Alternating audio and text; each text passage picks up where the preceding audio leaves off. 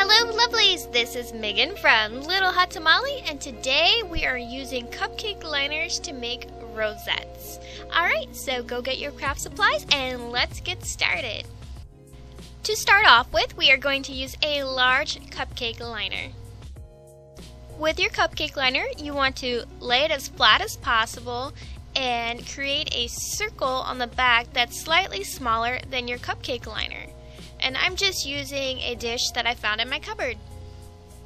I chose a nice piece of scrapbook paper for the backing of my cupcake liner because I plan on putting it in a dish on my table and you might be able to see the back. Alright, and then you'll just add some hot glue all the way around the circumference and glue it to the back. Now we're going to repeat the process all over again with a smaller cupcake liner. To give our rosette an added glam, I'm going to include some crepe paper. So just take your crepe paper and fold it in half, and then we're just going to add some snips all the way down to make a fringe. And you can make it as wide or as thin as you like. With our fringe crepe paper, we are going to make a rosette.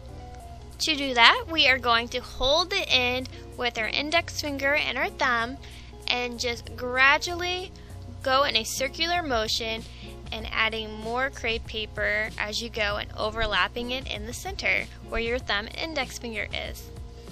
If this is a little confusing for you, I have a more in-depth tutorial and I'll leave the link down below for you. For the center, I'm just going to use a staple and staple through all of the layers.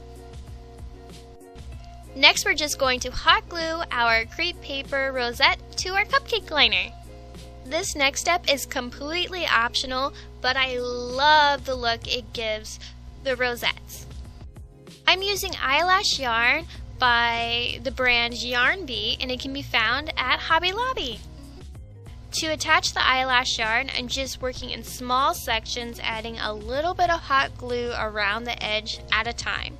Now, if you're new to working with a glue gun, you can always use a toothpick to kind of dab the eyelash yarn into the glue. So just take your time on this part because you don't want to get burned, obviously. So anyway, this process takes a little bit of time, but it's totally worth it. Alright, so once you get to the end, just snip off the excess and there you go. Alright, for our next step, we are going to attach our paper straws. Now, if you don't have a paper straw, you can just forget this step and just use it as a plain rosette without the stick.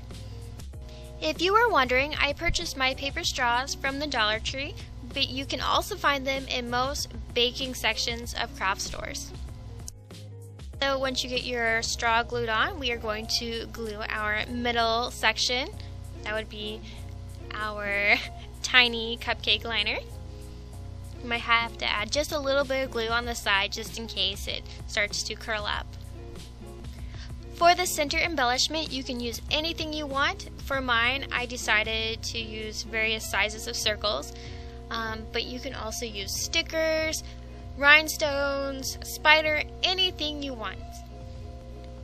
And then for something extra special, I decided to take a ring spider and cut the ring part off and glue it to the side to make it just a little bit more spooky. So there you go, that's how you make cupcake liner rosettes.